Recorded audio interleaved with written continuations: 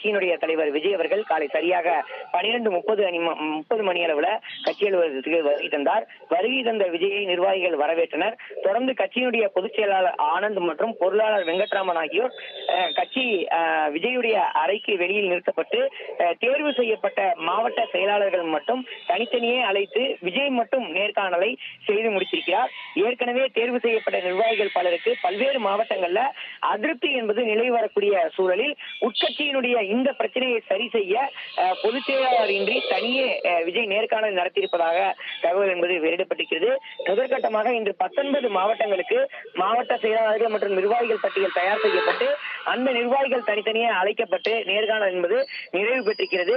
அரியலூர், கடலூர், கரூர், நாமக்கல், ராணிப்பேட்டை, ஈரோடு, கள்ளக்குறிச்சி, கோவை, சேலம், தஞ்சாவூர் ஆகிய மாவட்டங்கள் 19 மாவட்டங்களாக பிரிக்கப்பட்டு தற்போது பதவிகள் வழங்கப்பட்டிருப்பதாக அறிவிப்பு